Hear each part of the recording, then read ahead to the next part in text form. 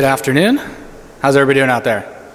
Good. Thank you so much for coming to this panel. This is my third time speaking at Affiliate Summit, and I'm happy to see you all here. Today we are going to talk about something I'm very passionate about, something that I spend a lot of my day on, and that's mobile display. By the looks of it, I'll do a quick survey. How many out here own a mobile device, whether that be a phone or a tablet? If you're not raising your hand, you're lying, because you're all on your phones right now. So I promise everybody can at least relate to this topic. Today we're going to talk about RTBs and DSPs and ad networks and ad exchanges and SSPs and trading desks and all these acronyms and weird words that you're probably hearing thrown around in the exhibit hall. And some of you may know what they mean. Some of you may think you know what they mean. Some of you may have used them online. But we're going to talk a lot about mobile today. So just a few housekeeping things at first. You know, this topic and this session is meant to be a beginner to kind of middle of the road type of intro to what these things are. Please don't, at the end of the session, go run home and load $10,000 into one of these ad networks and start buying media and think you know what you're doing. Please, because then you'll come back and be mad at me. This is a get you kind of primed so that you can go out to the exhibit hall and have conversations as well as learn the business a little bit. If anybody at the end of it wants some more knowledge, would like to learn a little bit more about what Double Positive does, which is where I work at, be happy to spend some time with you. So we'll get started. So mobile, right? I think this is probably, maybe this is the 6th or 7th year in trade show we've heard this is the year of mobile. Mobile is the game changer. You know, if you're not on mobile, you're not thinking right, and all these words that seem to be catching on. And mobile has come. Mobile is here. It's not going anywhere, right?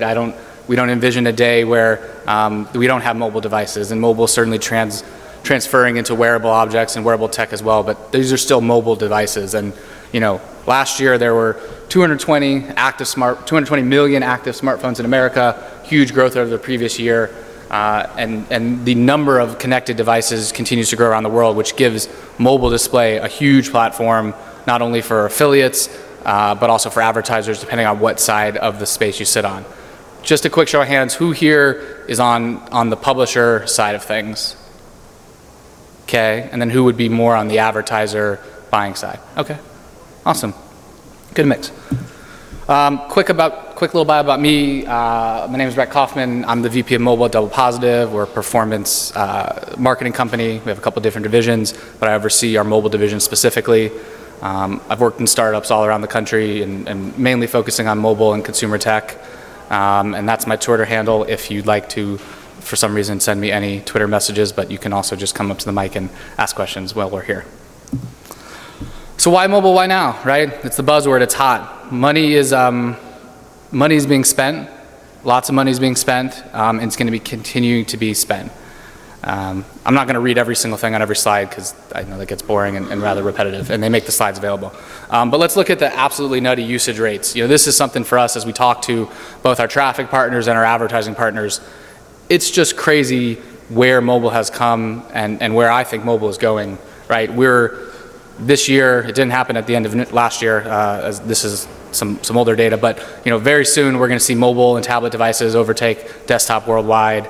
The amount of traffic coming from your mobile device in the U.S. is almost a third, which really, as a publisher, has to start to kind of shift your mind frame in where you're purchasing your media, right? The days of just buying desktop ads to drive your affiliate sales and revenue they're over, right? If you're just going to stay one-dimensionally focused, you're going to fall behind. Your competitors are going to pass you, and your advertisers are going to demand it, right? We lead with mobile first when we pitch advertisers now because it is hot, it is the buzzword, and people are looking to see how they can tap into newer programs. And obviously this year, you can see 5.1 out of 6.8 billion in terms of device to people ratio. That's crazy in terms of that ratio. It'll be interesting to see a day when there are more devices than people in the world, probably sometime in our lifetime, I would imagine. So display trends, right? We're going to focus on display. There's other panels that have talked about search and other types of traffic, but we're going to really focus on display. Mobile display has grown a ton in the past, let's call it 3 years. It really has gone from being a small little bit of the pie to being a big piece of the pie. In terms of impressions, right? We're talking billions and hundreds of billions of impressions on a daily basis available. right? How many of those are sold, how many of those are not sold. We'll talk about where you can buy them and how you can get good rates on them. But click-through rates, right, in the performance space, as we all are, understanding the difference between click-through rates on mobile versus desktop versus performance, as well as CPM. So we're going to talk a little bit about CPM and CPC rates, how you can kind of get to your CPI or CPA goals, and kind of where we go from there. So, when we look at, obviously, the ecosystem of performance, there's all different types of things that come into this space. We've got display and search and email and push, SMS, and a whole slew of different things. We're going to focus on display, and we're going to focus on the different ways we could have display marketing lead to an action, right? Whether that's a call, a lead, some type of data submit, a download, a view, a social engagement, a completed video. Think about all these as we go through, right? Every potential avenue for you to buy or sell your ads may work best with a different type of median, right? If you're really big on trying to drive CPI, there may be a target that we're going to talk about that really performs better. If you're trying to drive calls, there may be a network that works better for that. So just keep in mind, knowing your business and how you grow it and who you're targeting, what part of the puzzle should work best for you here. So definitions. Let's. I always like to talk and kind of start my speech with looking at what some of these words mean. We're going to go a little in depth on each one, probably 2 or 3 slides on each, high level, some tips and tricks, some examples of networks. But let's understand what the terminology means before we get going, because so often we throw around words, we throw around terms, and we get them confused, and then as we start to learn, we get very turned upside down. So at the core fundamental, what we're going to talk about today is RTB. So who here, if anybody's willing to raise their hand, knows what an RTB is? Yes, sir. Real-time bidding. Absolutely. Real-time bidding, also known as programmatic buying. Right. This is nothing new per se. Been in the online space for a while. It's now pretty rampant in mobile. Right. Think of this as a stock exchange. Right. Mimicking how you're doing this in real time, moving away from the old model of one impression at a time, slow bidding, really untargeted stuff. Right. Where programmatic buying is the future. Right. The days we see, the days of sitting there doing super targeted ad buys is still part of the piece, but it's becoming a smaller and smaller piece, right? People want to understand how they can bid at scale, and how they can do it very targeted. So DSP, who knows what a DSP is? Anybody? My man over here, you're gonna be good today. Correct. So DSP, demand side platform. Demand side platform on the demand side, okay? Gives you the ability to manage multiple ad exchanges or data exchanges, depending on where you're pulling data through a single platform. Kind of instead of the days of having to log into 10 or 15 ad exchanges, which you still can do, and we will talk about that at length later, you can have a centralized place to do this, right? Really great for ad agencies, great for publishers that are trying to manage multiple clients at a time, multiple sources at a time. Trading desk. Anybody here ever heard or used a trading desk? So trading desk is a little bit of an outlier. We won't talk a ton about it today. Certainly falls in the DSP, demand side platform ecosystem, but much more like a Wall Street brokerage type of firm. For advertising places to be competitively priced more than networks. It's not something, that a lot of the big agencies and the big, kind of the big four operate. They've got brands that specifically own and operate trading desks, but it's important for you to understand how it is. SSP. Anybody? All right, the opposite, the cousin of the DSP, our supply side platform. It gives you as a publisher a way to manage all your advertising impression base and generate those revenues from digital media and mobile media, right? It gives you a centralized way to have all your supply in an aggregate place. So think of DSP and SSP as kind of cousins on each side of the ecosystem. Ad networks, we're all familiar with ad networks, right? A place that connects the advertisers to websites that want to host their environments, very one-to-one, or can be the aggregate of the ad supply matching with demand, right? Ad network is something that's been around for a while. We've had television ad networks and radio ad networks and mobile ad networks. And our final one is our ad exchange that help facilitate bidded buying and selling through the ad networks. So giving you kind of a bigger meta way to buy through the ad networks. We're going to really focus on RTB, DSP, and SSP. I think those are the three, for those of you out there, based on your hand raised earlier and where you sit on the ecosystem, would probably be most relevant to you guys. So let's jump right into RTB. So RTB, as we talked about, real-time bidding, programmatic buying, some tips and tricks, right? Don't treat mobile like it's online, and don't try to over-integrate the channel at first, right? Mobile is unique, right? You've got a small screen. Some of you have these crazy big phablets that are the size of a 1980s touch-tone phone, but you've got a small screen, and you have to use it wisely. It's very different than a desktop ad. It's very different than a banner ad. You have to think differently. You have to design differently. You have to understand the difference. If you're on the publisher side and you have some creative freedom, talk with your advertisers. Understand the core fundamental messages. I was meeting with an advertiser this morning and basically going, we've ran your offer for a couple weeks and we've got no traction. And, we went out and kind of did a survey on why, and the creative just wasn't there. These were desktop banner ads reformatted for mobile, and they didn't think about how is this best to be displayed on a mobile device. Give RTB time, right? We can all not run out here right after the session and become RTB experts. It takes time. It takes patience. Whatever system you pick, take the time to learn it. You would be amazed at how many nuances each little system has and tips and tricks. Work with your account reps at these companies. Don't just sign up, self-serve, load money in, and click go. Think about it. Take your time, right? Our money, if you're risking your money on the traffic side to drive, whether it be installs or calls or clicks or videos, it's your money. You're risking it to drive something and hopefully getting a return on it. Think about what you're doing, learn and really understand the differences between systems. Understand the basic targeting that I'll offer, right? Some will say we can target across device, iOS versus iPhone versus Windows Phone versus yada yada. Some give you much more. Well, I can target, age range. I can target geo. I can target time of days, this and that. Understand it, right? If you've got an offer that's 24/7 in all 50 states and will take anybody, targeting may not be important. But right, if you're trying to find people that are looking for flooring in Phoenix, Arizona, you're probably going to need some specific targeting.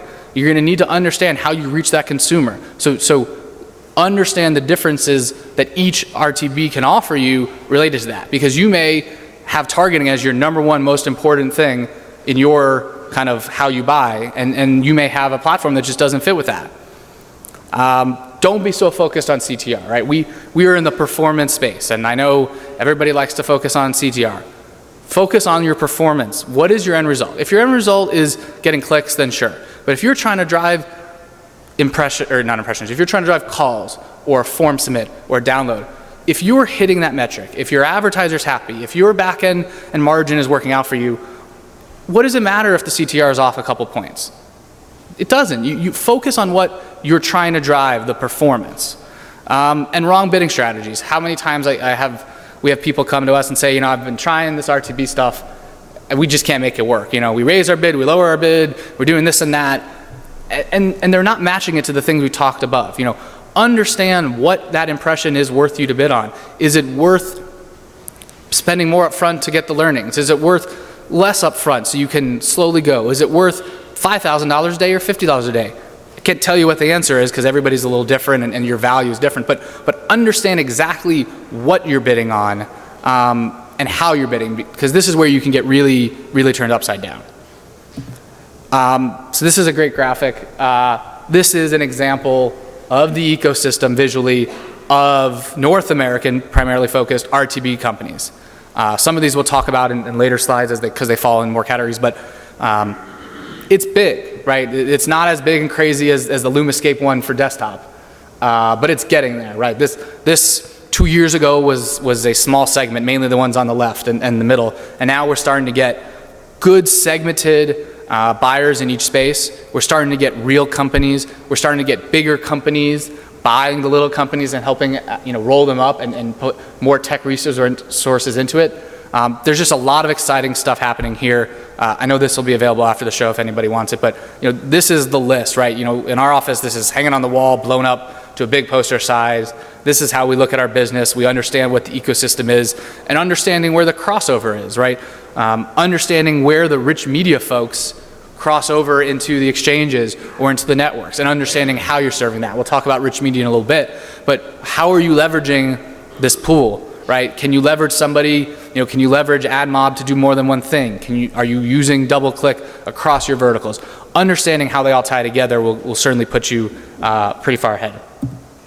All right, DSP, kind of our second hot one here. So the interesting things for DSPs to understand is, as we talked about, DSP wraps up a bunch of different ways that you can buy traffic through an RTBs. How many are they connected to? Some DSPs say, oh, we connect to everybody.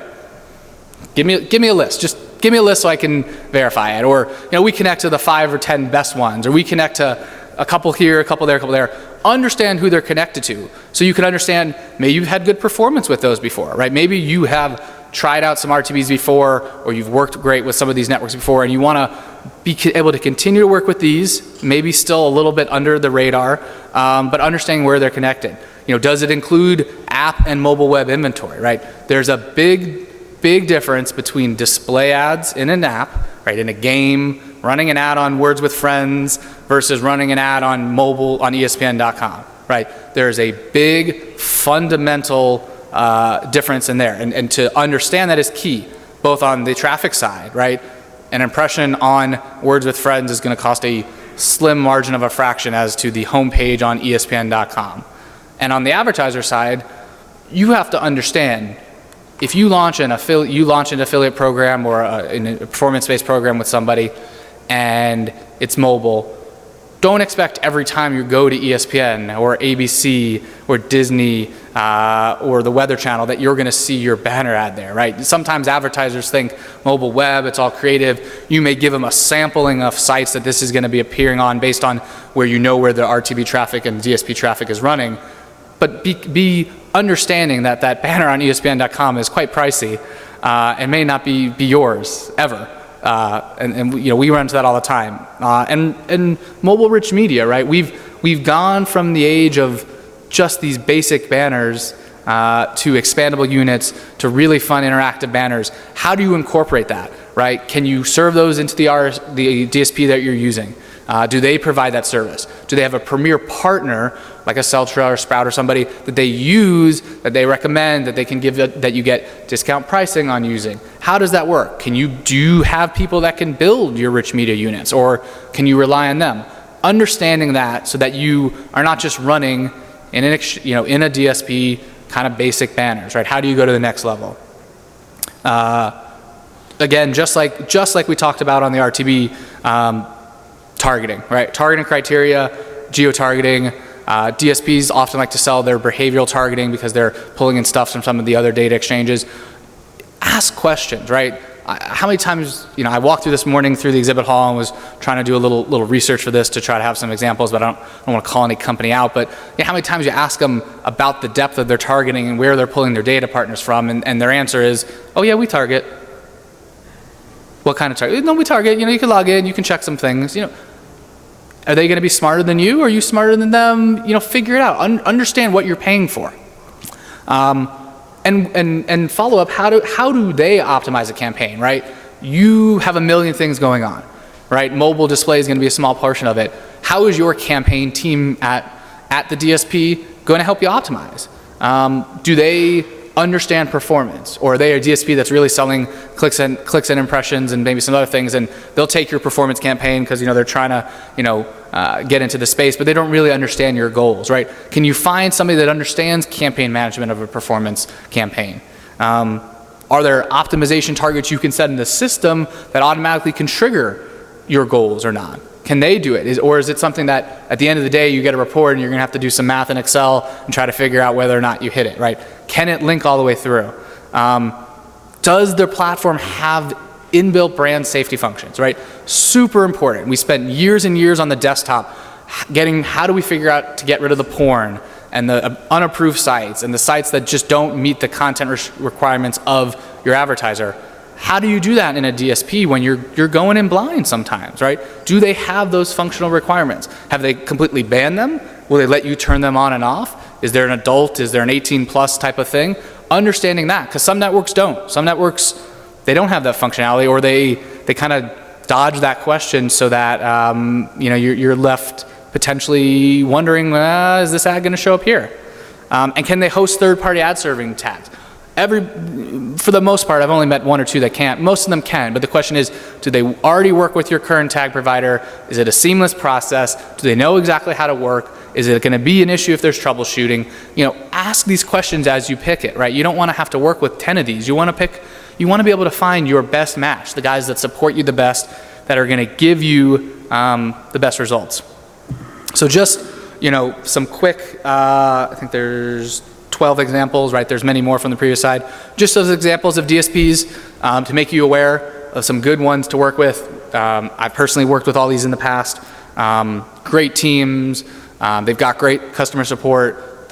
They'll work with you. You can get campaign managers. You can learn as you can grow. Great webinars, educational training. So just a good bunch of people to kind of look at if you are considering getting into the space after this chat. Ad networks are good friends. Who here has bought on an ad network before? Okay, good amount, awesome. Who here has bought on a mobile ad network before? Wow, awesome. More than my last talk 6 months ago. That is encouraging. I worked at a mobile ad network many years ago before it caught on, and it's been nice to see the evolution move through. So ad networks, right? And a lot of these tips and tricks on ad networks can certainly be used across the board. I just like to focus with these on ad networks because they tend to come up a lot in the conversation, especially on mobile, right? Don't leave your visitor hanging. Understand what you want them to do after the click-through, right? Are you taking them from that banner to a landing page? Are you taking them straight from the banner to a call? Are you taking them straight from the banner to YouTube? Are you taking them to the app download? Understanding where your end goal is to not leave them hanging. And if you're going to take them to a landing page, which so many of us like to do for many reasons, what simply can they be doing after that landing page, right? If you've got them coming from a banner ad on an ad network, they've clicked it, and you've taken them to this mobile landing page, and you just leave them hanging, not only have you wasted money on that buy, but now you have a consumer going, what am I doing here? Right? The banner ad said click to call, and now I'm on this page and it's saying, oh, click here to download our latest app. Confusion, right? Wasted opportunity. So don't leave them hanging. If you're going to give them multiple monetization strategies off of your ad network, right? You've got an ad, let's say it's for Progressive Insurance, and it says, click here to learn more about Progressive. You take them to your landing page on your phone, very small amount of real estate. And maybe on that page, you give them the ability to click or call or fill out a form or maybe download the Progressive app. Fine. Very clear in the mix. But give them something they can do. Don't combine your mobile and your desktop ad campaigns. That's my opinion.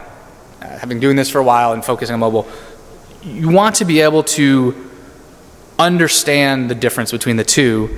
And a lot of times things get lost, things get lumped in. You tend to look at data kind of all mushed together, and it's harder for you to segment it out. Don't lump them together because they're not the same, right? You may have a very successful desktop campaign and you may try it on mobile and it fails, or vice versa.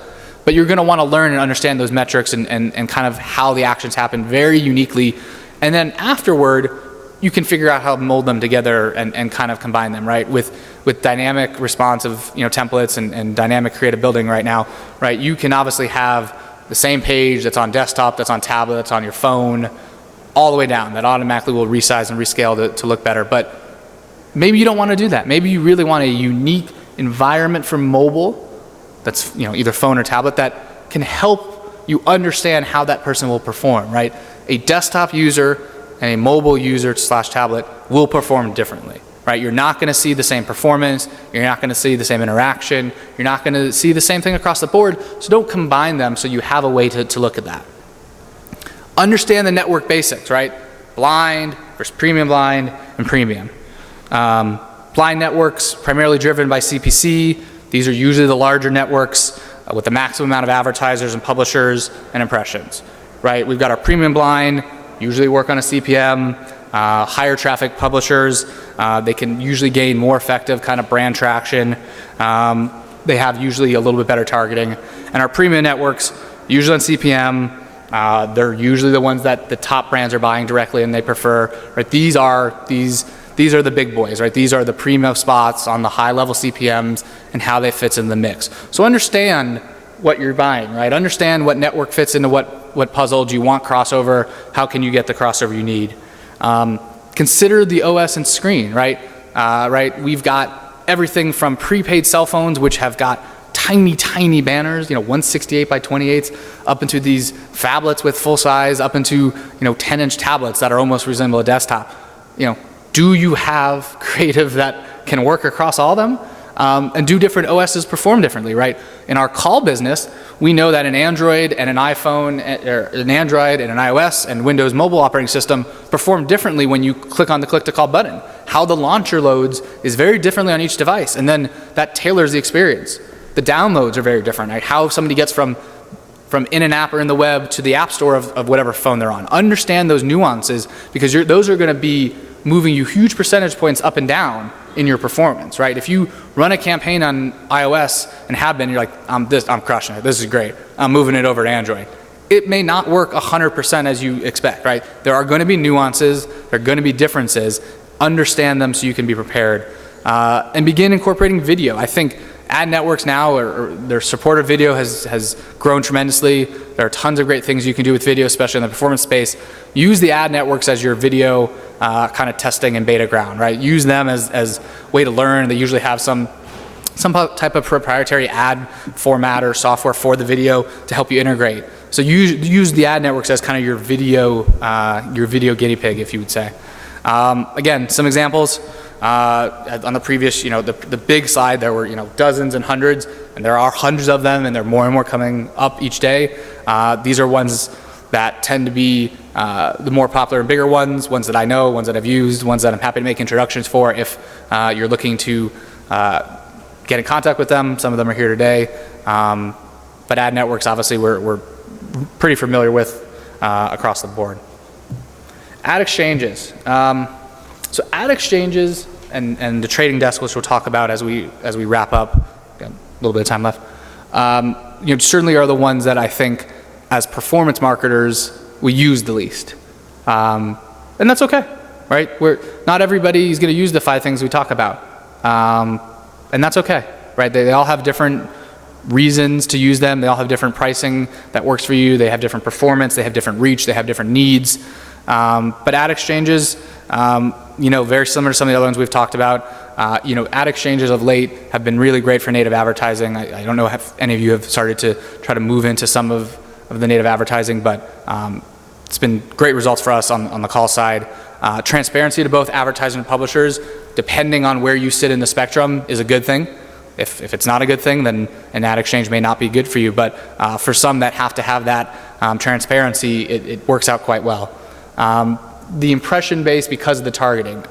Ad exchanges, typically because they're layering on some pretty sophisticated data modeling and pulling in from data targets, do have the better targeting that we've found on the mobile device. If you can find the right partner, and especially if you've got your own data you can pull in. And scalable reach is an important thing, right? Everybody talks about reach and growth, right? Oh, okay, you want to drive 1 million of these. Oh, no problem. We got hundreds of billions of impressions, just load it in, we'll load it in, top off your account and your credit card in, and we'll be good. We can scale with you, no problem. But how do you scale with the frequency and the reach you want, right? Maybe you've got a campaign, but you need to hit certain areas of the spectrum, certain states, certain people. Ad exchanges give you a much better tool to be able to scale your reach with a little bit more of a controlled bias. Examples of a couple different ad exchanges, I think there's 10 here. There's some more on the list as well. Good ones, some big ones we all recognize and know and love, and then some newer, smaller ones. Can't go wrong with any of these guys. They all get mobile now, which is nice to see the shift for the past couple of years. They've kind of taken from the desktop space to mobile. SSP, the cousin of the DSP. This is an interesting one. SSP isn't talked about very often in the space. And I think that's because everybody likes to focus on what's sexy, which is the buying, right? The DSP. It's the selling and spending the money, and how do the big brands go in and do it, or how do you go do it? But the SSP is very, very valuable. And for you publishers out there who have inventory and are trying to monetize it, it is very useful. And it may be something you weren't aware of before. So giving you the tool or a platform to integrate this through a single place, as opposed to having dozens and dozens of SDKs and monetization strategies, especially on a global level, it could be huge, right? If you're an app developer and you're like, oh, you know, there's all this and that, and I got this SDK and this SDK, and I've had this one on for a year, but it works, and I just tried this new one, but it kind of works. What if you could have it all in one place? What if you could easily throw in a couple lines of code and tap into the same places and tap into more places than you ever thought existed? And that's what the SSP does, right? It really gives you an in, especially if you may have a smaller tech team or development team that you're relying on, right? You may walk around and find the next greatest person that you think can help monetize your traffic, and now you've got to wait 3 weeks for your tech team to do some integration. But if they're already tapped into this SSP, boom, you're ready to go. It allows you to open up more verticals to work in, because the SSPs are serving a huge reach of advertisers and verticals that they can tailor traffic in, right? You may be really focused in auto insurance, and now you want to open up auto finance because it's such a good correlated vertical. If you have an SSP that potentially has financial categories, you can now open it up and say to those people, hey, we've had great success on the auto insurance. We know how to target auto buyers. We now are interested in running auto finance. And so you can really grow quickly. Let's say you're in home services and you've had some good success in security. Maybe you want to open it up to pest and windows and HVAC and other alarm companies and that. It gives you a quicker ability to open up your traffic, as opposed to having to try to find other niche SDKs or demand side partners that are looking for that type of traffic. It often gives you a single platform, which I know we're all busy, and trying to log in and manage 20 different URLs and platforms and understand the reporting can get difficult, right? If you're maybe a small company, you got 2 or 3 people, you want to be able to log into one place, see the results, see how much money you've made, see how it's going, do your optimization from a single screen, right? The DSP lets you do that, and the SSP lets you do that. And I think that's very important for us. We're all busy, our lives are crazy, we're trying to grow our businesses as quick as we can, and to have it all done in one place is super helpful. And it often gives you a better chance at monetizing, because you're working with an SSP who's using targeting and data, who probably has verticals or targeting options for the advertiser to select. It's giving you a better chance to monetize, right? If you have a site that's, you know, dedicated to Toyota loyal users, you may not want other car companies to run their ads on it, right? You probably don't want Ford Direct running test drive ads if your site is focusing around, you know, Toyota superfans. But you may want extended warranties or auto parts or repairs and that type of stuff. So it gives you a better way to control potentially the advertisers that would be coming in from the niche side because of your targeting. Some SSP examples. Here's 10. All good ones. All very, very big. Do great work. Some of these obviously we've heard of, some of them we haven't, but I've found that the SSPs tend to be very understanding and very, very good teachers, because it's not the thing that's talked about as much as the DSP and the RTVs and that. They tend to know that their learning curve with some of their partners takes a while, and so they're super well trained at giving you education and really helping you grow, because right, they're not making any money if you're not making any money and understanding the system. So great partners. Again, if anybody would like any interest in any of these, be happy to keep you in touch with my contacts at any of these places. Trading desks, our last one, as we talked about, kind of the oddball. Not something that I think most of us have used out there or use very often. Very similar to a DSP but at less markup, because it's not typically something that a consumer a kind of a generic advertiser or publisher is going in, right? These are more brand-centric, agency-centric driven ideals and philosophies they use. Oftentimes They claim they can tie offline with online mainly because you may be doing your buys with those agencies, or those agencies have information related to other things that are going on. I've never found anybody that can 100% prove this. They can infer some stats, and sometimes that's good, but there isn't a 100% match. More on the brand side, right? Clients can really scale this model if they've got premium if they are a premium brand and they're looking for that premium inventory. And a lot of them, while they sell media and they trade media, tend to charge more for the audience and leverage and the profile data than they do on just the media, right? They may take a fee for the media that they're buying or selling, but the audience and the targeting tends to be a premium across this channel. And it's very valuable, right? If you've got a very big brand that's looking for very, very big advertising space, and you need to get in secured, and you need to have some transparency, but you also need to have some audience targeting onto it, Trading Desk is certainly a way to go if you choose so. Some examples of Trading Desks, there's a couple more. There's some big ones, there's some small ones. I think by earlier nobody out here had used a Trading Desk or was using one, so no worries there. Some final thoughts. We'll wrap up and leave 10 minutes or so for questions. These are the 4 things that whenever we sell an advertiser, whenever we bring new traffic sources on the display side, we really focus on, and over the past couple of years in my dealings exclusively in mobile, have kind of become the core, kind of fundamental principles, right? Do some investment in rich media to increase your visibility, but also to have some core testing, right? You may be able to quickly launch your mobile display campaign with some basic JPEGs, but invest in rich media. Whether that's you doing it yourself, whether that's begging and pleading for the advertiser to give you some rich media assets, but do it. It's going to cost you some more money, and it's going to take some more time, but it's going to be worth it. I promise. It really will yield far better results, but it also will also yield different results, which in mobile, in display, in this still very wild west new age that we're in, will be very critical for you to understand what you're doing or not doing. This is the most important one. Probably should have put it first. Mobile display is not mobile search, right? You have to be like you're an Alcohol Anonymous and repeating the pledge every morning, right? Say that every morning. Mobile display is not mobile search.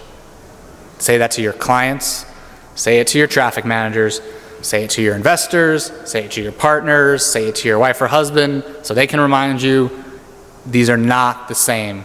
They will perform different, they will look different, that you will buy different. You can be the best and biggest mobile search person and fail at mobile display.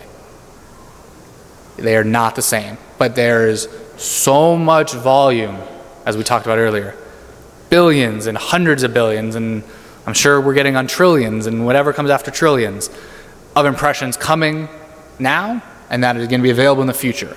So learn how to buy it so that you can have multiple channels. But just make sure at the end of the day, when you look at the metrics and you look at the performance, you look at the results, you don't go, man, mobile display just not as good as mobile search. It's not going to be right now. It's going to take some time, but it's going to get there. So get ahead of the curve, but remember they're different. Always make sure that action, as we talked about earlier, is part of the copy strategy. We have tiny banners here, people. We're talking about some of these prepaid devices are, 60 pixels wide. These are tiny little things. But make sure when you're running, you're spending your money, you're investing your hard-earned dollars to try to earn something, that the person that is going to see that knows what on earth you want them to do. Do you want them to tap here to go make a call? Do you want them to tap and install? Do you want them to tap and then know they're going to fill out a form? Let them know, right? If you have to take them to a landing page, take them to a landing page. But make sure they understand what you want from them, right? Consumers on mobile, there's a lot of them. They didn't all go to Harvard.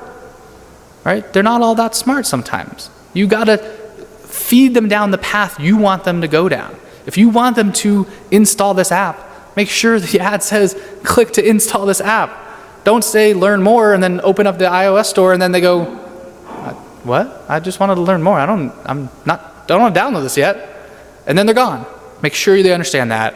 And then make sure you understand, as we talked about, what an RTB is, what a DSP is, what an SSP is, what they mean, who they are, who the players are, what makes them different, how you can win at them, how you can lose at them, and understand your strategy, right? We can all go out there right after this and start playing around in these systems and start spending some money and making some money.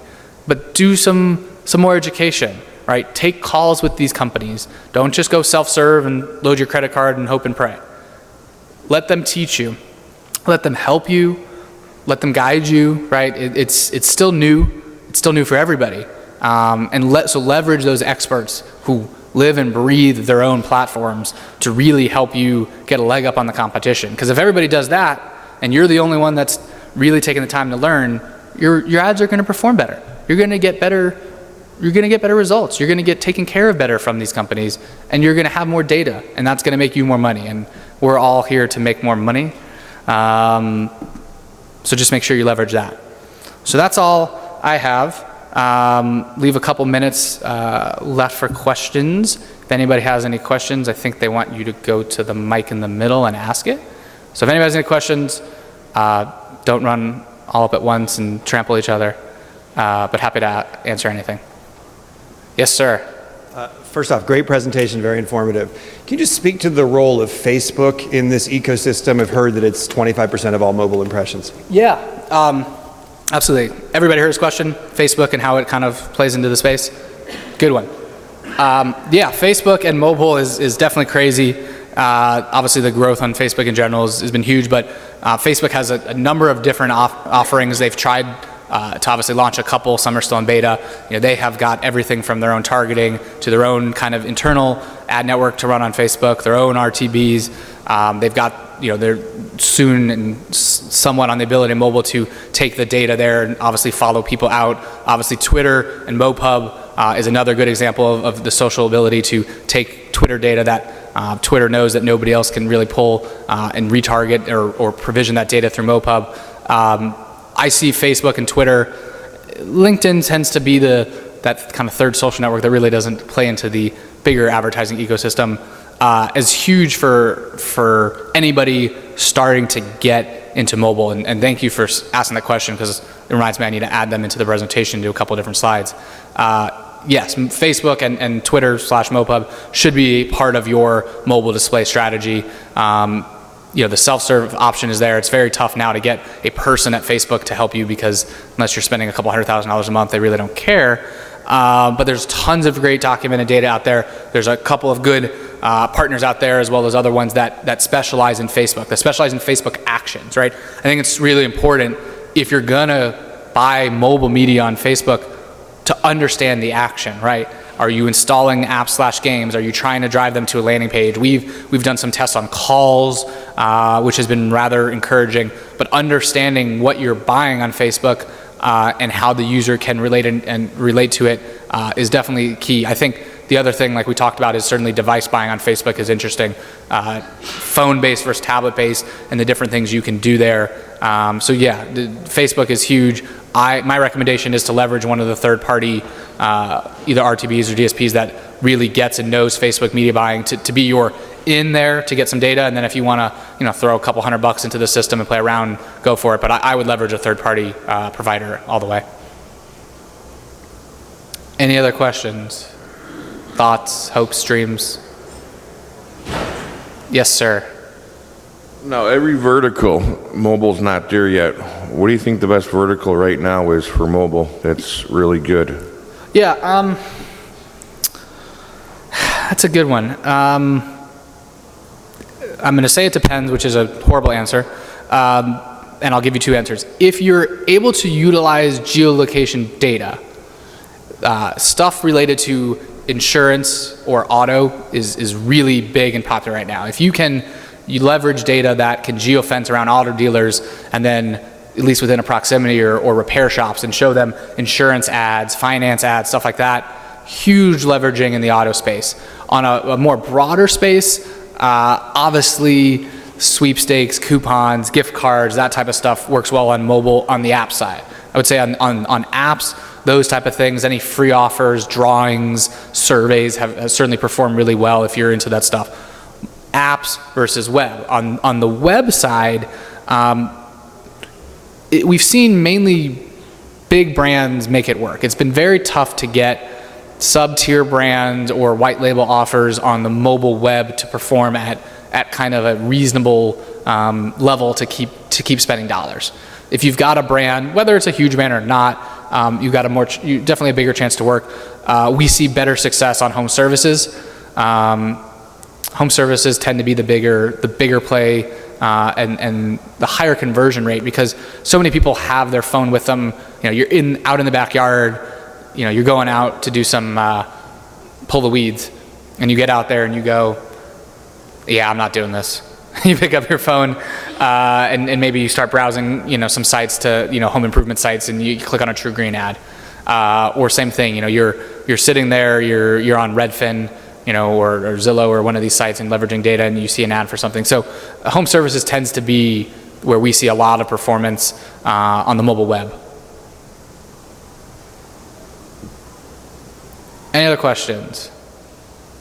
Awesome. Thank you guys so much for having me. You guys were great. If you have any other questions, I'll be up here for a couple minutes. Thank you. Enjoy the rest of the show. Appreciate it.